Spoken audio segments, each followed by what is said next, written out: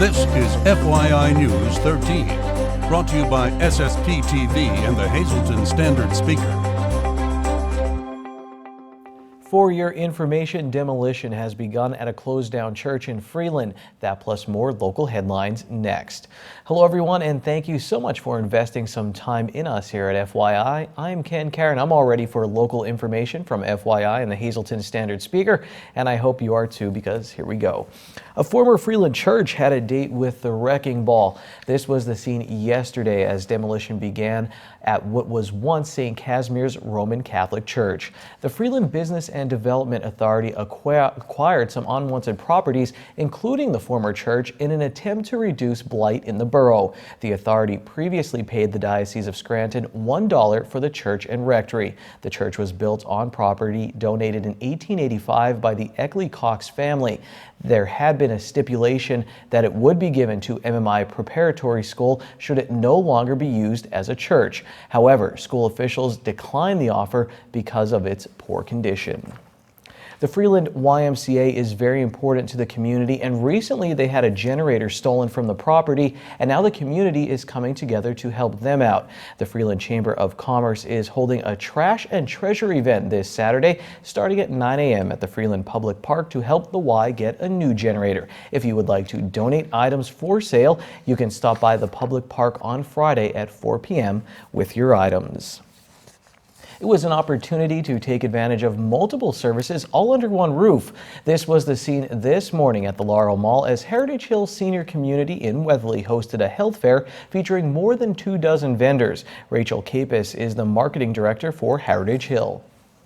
You know, we really care about the seniors in our community, and we want the seniors to know that, it's really important to maintain your health at any age. And it's really, healthy as we age to, take care of yourself with preventative care services, and that there are services out there in the community for seniors to help improve their quality of life, even as we age. And what services are being offered today? We have a lot of preventative screenings, so we have blood pressure screenings, cholesterol screenings, blood sugar, grip strength. We also have chair massages, some spinal screenings from some chiropractors, so we have a lot going on today. Capus says that the community looks forward to the health fair and values the services it provides. Meanwhile, the Laurel Mall will be busy again this Saturday when it hosts the annual Spring Community Carnival to benefit local nonprofit organizations. Phase 1 of a citywide sweep will take place on Saturday in Hazleton. Our Lisa Sugart has the details. A massive code sweep will take place this Saturday in the city of Hazleton. And here to tell us how it impacts those who live in the city is the Deputy Fire Chief Brian Mandak and also Colton Weichman, who is a code enforcement officer with the city. Deputy Chief, I'm going to start with you. Tell us, first of all, why this sweep is taking place. We're going to start, this will be the first of many that's going to be scheduled. And what we're going to do is we're going to pick sections of the city, and we will be throughout the whole city. And what we're going to do is follow the International Property Maintenance Code, which is a city-adopted ordinance, and we're looking for compliance. So we'll be out there checking for violations and trying to help, giving notice of violations to the residents, so we ultimately get the properties cleaned up, get the litter taken care of, and get the abandoned properties documented, blighted properties. The city attorney is going to be out with us Saturday with a structural engineer from the DCED group, and we're going to start documenting and see if we get the city cleaned up. Again, if we handle blight and we handle code violations, in the long run, it'll make the city a safer, cleaner place. Well, now, what are the violations that you guys will be looking for? Colton, can you give us a list of some of the things that people should pay attention to? We're going to be looking for things like rubbish in the yard, any kind of garbage is not in bags or where it should be placed at, inoperable motor vehicles, tires laying in the yard, any kind of structural, damage to the property. I think those are some of the big ones we're looking for. And then once we see that, we'll write the notice, like the chief said, the notice of violation. We'll give you time to get it cleaned up and make it look great again. And then if not, then there will be penalties. But like you said, we're just looking for compliance to make the city look clean again. Chief, as you said, this is like safety violations, safety concerns for people, because when properties aren't cleaned up, there's a chance for disease, there's a chance for rodents, there's a lot of problems that can come about. Yeah, there's a lot of problem. West Nile virus. Again, a lot of people are storing tires in their yard. We get water storage. Again, you have the mosquito problem. You have the rodent harbinage. Again, just having the property unmaintained is unhealthy. There's numerous places I could take you to where there's baby diapers being discarded just out in the yard, dog feces left in the yard, nobody cleans up after their animals, unlicensed animals, just the amount of dogs that people have as pets that don't even have a license on them. Again, do they have their rabies shot? Again, that comes into health, but it's also code violations. We're looking for buildings that are rental properties per se, that are maybe have issues where the roof is falling off or the porch is rotted, the steps don't work, there's no railings.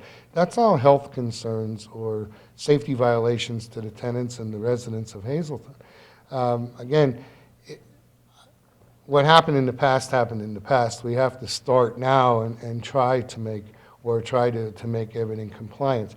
Now, we are looking for compliance. We're not out there trying to make $1 million on the residents. That's not the ultimate goal here.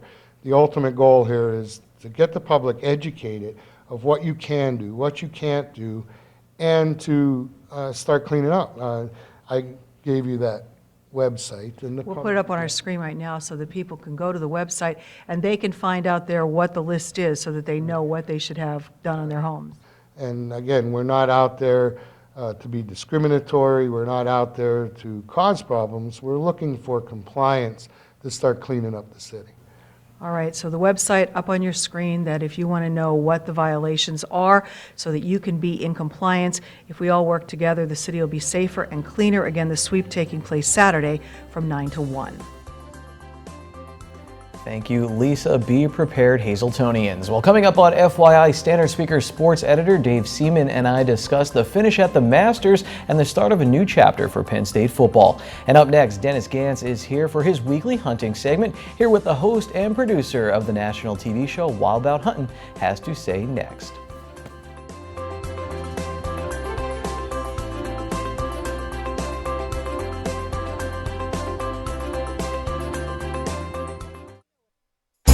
This is FYI News 13, brought to you by SSPTV and the Hazleton Standard Speaker. Well, he is officially now a member of the SSPTV family. Dennis Gantz, the producer and host of Wild About Huntin', officially airing on SSPTV and on the Hunt Channel as well. Things going pretty well right now. I mean, we've been watching and it looks great. It's going good. It's going really well. It was nice. I don't get Dish, so I don't get to see it when it's live on Hunt Channel. I have to watch it on live stream. So to be able to watch it on my television at home on SSPTV makes it really much more enjoyable. So it's been going good. Now, you've already completed all the taping and everything for season 1, but you're already looking ahead to season 2. So tell us how that's shaping up. It is. We've already got a lot of hunts planned and lined up. Obviously, we gave away our 2 hunts at our release party, and we've already got those dates scheduled. April 24th, we're going to be going with our hunt winner, John McNeil, and his son down at Dusty W, German Shorthair Pointers, for the one-day chucker hunt. So we're excited about that. We're going to have a lot of fun. And then the first full weekend of May, we're going to be with our sponsors Buck Cage on the 2-day guided turkey hunt with the winner, Tammy Moomey, and her husband. And that was a nice surprise because her husband's actually going to hunt on that hunt as well. And we're going to have a bunch of us filming, and it's going to be a lot of fun. And plus our own turkey hunt's coming up. So there's a lot that's coming up, and you'll be able to see photos of that throughout our social media, and watch for them next year, season 2 on Wild About Hunting. And we talked about this earlier and at the release party. People amazed because it's a lot of work. The hunters know going out there with all that hunting equipment, and we know what it's like going out there with all that TV equipment. So you're doing double duty. We are. It's a lot of work. It's a little bit of a bigger challenge than just trying to get close to the critters and get them in to get a clean shot. Now you've got to get a shot not only with the gun or the bow, but also with the camera equipment. So it's going to be a lot of fun. The turkey hunt we're going on with our hunt winner, we're going to have 4 cameramen and 4 cameras rolling. So it's going to be a challenge to not get busted by any of these turkeys, but we're going to have fun doing it. All right. right, well, continued success.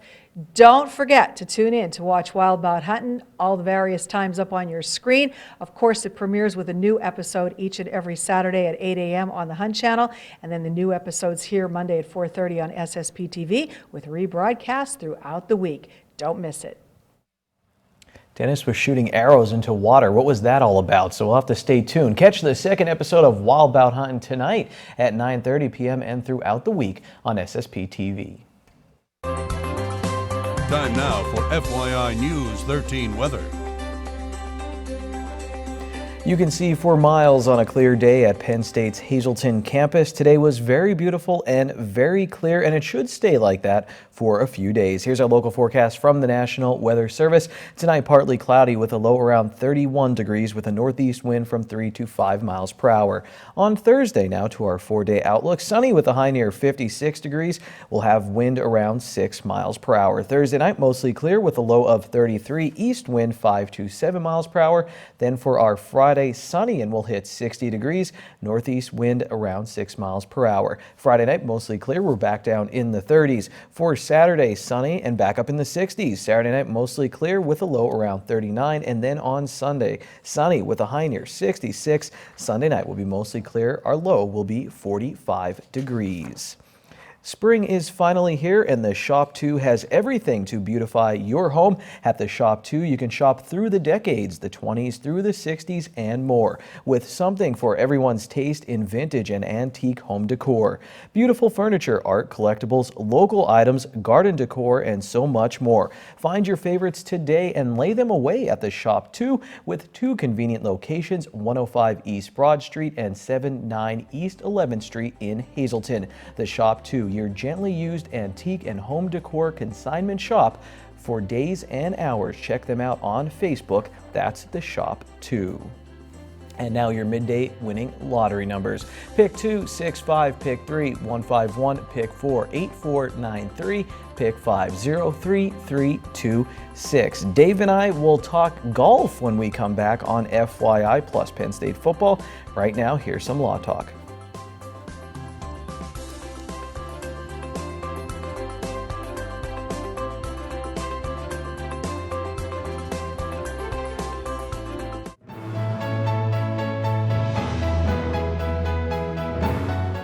Hello again and welcome to Law Talk. Today we're going to talk about auto coverage. It's a topic that's on everybody's mind virtually all the time, and one of the things that I think you should know and very important to you is, when you get full coverage from your auto insurance agent, is it really good coverage? So we're going to talk about that a little bit. Alexis recently had an experience with a client that came in and asked about that, so we'll let her talk to you about full coverage versus good coverage. Thank you. Full coverage by Pennsylvania law isn't necessarily good coverage that you might have. When you're looking to purchase car insurance, some of the things you want to consider would be whether or not there is a wage loss benefit as that part of your insurance. Pennsylvania law does not require you to have that. Something else to consider would be the medical coverage that you might have applicable. If you're involved in an accident, your insurance company will pay for any accident-related medical treatment that you receive. However, they'll pay only up to a point as to what your coverage has. For example, in Pennsylvania, the minimum coverage that you have is $5,000. And if you're significantly injured and you have no health insurance, then you're very limited as far as the type of treatment that you may have based on the fact that you have minimal medical coverage. But under Pennsylvania law, this would be considered full coverage. It's not necessarily good coverage. Something else you want to consider is uninsured or underinsurance coverage. That is also not mandated by Pennsylvania law. However, you want to consider purchasing that as part of your coverage because you have people who are driving that might not be insured. They might cause an accident, and if you have no uninsurance coverage, then you have no recourse. You have no type of action that you can take to get any type of recovery. Similar to that would be underinsurance. If you're hit by a driver and they're responsible for causing the accident, if they have minimal coverage, which in Pennsylvania it's only $15,000, you're entitled to recover that. But if your injuries and your claim is worth in excess of that $15,000, you're in a tough position, because if you don't have underinsurance, There's no other type of recourse for you. There's no claim that you can make with your own insurance carrier. So you want to be mindful of that when selecting insurance coverage.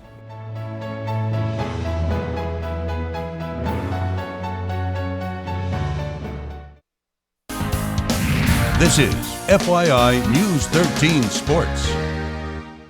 Feeling you get for getting halfway through the week. It's a great time. And you know what? Here's your reward. It's Dave Day on FYI. Dave Seaman, the sports editor at the Standard Speaker, joins us once again. And Dave, let's talk golf. The Masters over the weekend at Augusta National. And Danny Willett, he wins.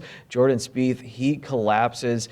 And Dave, I was watching Spieth and Rory McIlroy on Saturday. And it was interesting because Rory kind of faded there. And Spieth just looked like he was the man. And he was really until going into the back nine as we take a look at his scores.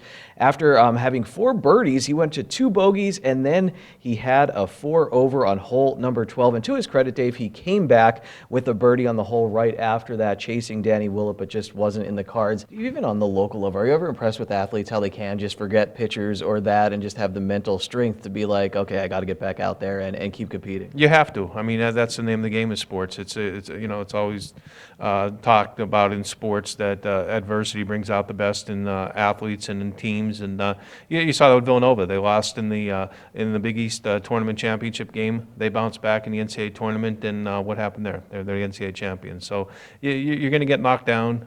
You're going to get your face bloodied. You're going to get it's not beat out of you, for lack of a better term, but those who bounce back are the champions. And we've seen that, and on a local level too. There's a lot of teams and athletes. You look at Jimmy Hoffman this year too, another great example where he didn't win at districts, he didn't win at regionals, but he was darn near close to winning a state championship. So again, I'm amazed at the athletes that they're able to bounce back the way they do. The whole time, Dave, I was trying to concentrate. I was thinking of the lyrics of We Are the Champions by Queen as you were saying all of that. Blue-white weekend, great time of year. Dave and I, both Penn State fans, really enjoy it. And Dave, for the first time, Saquon Barkley, true freshman last year, met with the media this spring. The media were raving about him. He seems like he will be the face of Penn State football. And then James Franklin, head coach, says he wants that role. I mean, there's going to be a lot of pressure on him this year, but I don't see him faltering. No, I don't either. And again, there are athletes that kind of shy away from the spotlight, and they're not willing. They're just willing to let their plays talk on the field and let that speak for themselves. But when you see a player like Saquon Barkley, who came in last year and really energized the Penn State offense when he was on there, you can't forget that he was hurt last year. But when he was there, he really made that team go. And it was supposed to be about Christian Hackenberg, and to Christian's credit, he did a fine job. But now that torch has been passed to Saquon Barkley, and he's embracing that role. And I think Penn State fans are going to be enjoying seeing him and another recruit coming in Miles Sanders. I think it's a promising future for the Nittany Lions. And of course, this weekend as well, Penn State fans will have their eye on the quarterback battle as 2 quarterbacks look to fill in the slot left by Christian Hackenberg. We have Trace McSorley and Tommy Stevens. Now, we saw McSorley in a few games mop-up duty for Penn State, also in the bowl game, Tax Slayer Bowl.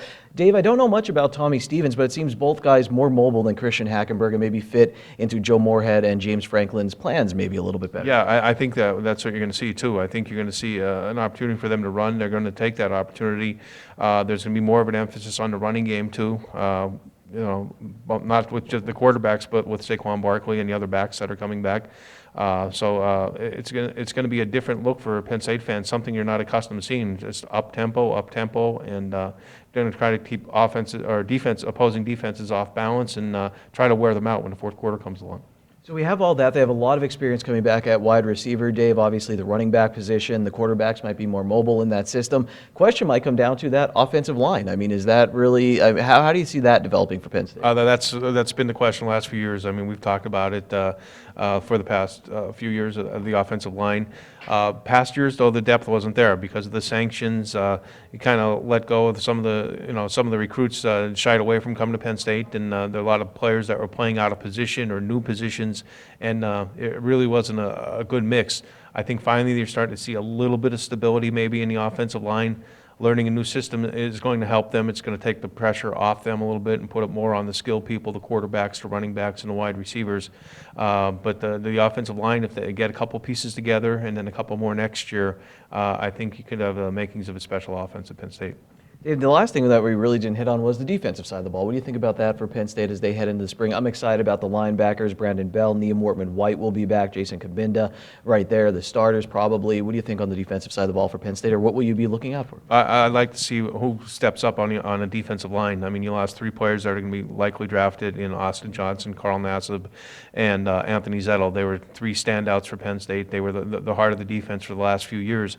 Now you have to have players step up and replace them. Like you said, the linebackers are going to be experienced, although Wortman-White's coming back from an injury. That bears watching. Secondary, I think, is going to be very strong. Secondary is very deep, very athletic. That's going to be a strength of the team.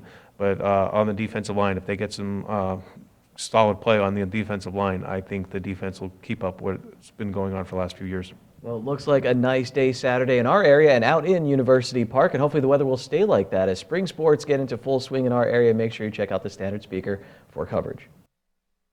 It's Wednesday, and here's some delicious alliteration. It's signature steak night at Bottlenecks. All of their signature steaks are only $9.95, plus bottomless soup and salad for only $2.95. Hey everyone, here's tonight's Talk of the Town report. Come out and support the Tamaqua Community Arts Center's largest annual fundraising event. It's the Arts Center Big Benefit Concert, Friday, April 22nd at 7 p.m. at the Center on 125 Pine Street in Tamaqua. Your support provides educational opportunities in a safe place where anyone can participate, appreciate, create, and learn about the fine and performing arts. The Arts Center's Big Benefit Concert will feature rock, country, original music, and matchless entertainment. Special guests will be Tamaqua Mayor Christian Morrison and Senator Dave Argel, catering by Macaluso's Restaurant. For more information, call 570-668-1192. And if you'd like your birthday, anniversary, or special event on FYI News 13, give us a call at 570-455-7267, extension 120, or email us at ssp@ssptv.com.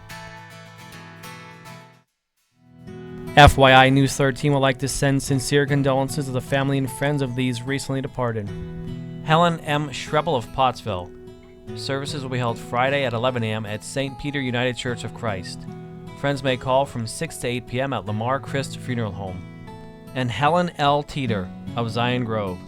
Services will be held Saturday at 11 a.m. at Mount Zion Lutheran Church. The viewing will be held Friday at 6 to 8 p.m. at the Stauffer Bresnick Funeral Home. Interment will follow at Mount Zion Cemetery. Attention pay-per-view subscribers. If you see your name now on Channel 13, you'll have 13 minutes to call in and win a free movie from Service Electric Cablevision.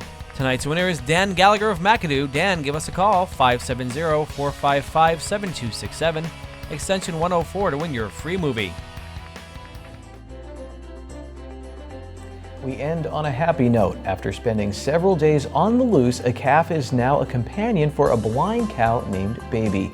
The cow lives in Massachusetts. Its playmate Lulu the pig died on Sunday, and the cow was brokenhearted. The calf was on the loose. He was captured and headed for the slaughterhouse when a woman used her tax refund to buy it and turn it over to the Don't Forget Us, Pet Us animal sanctuary.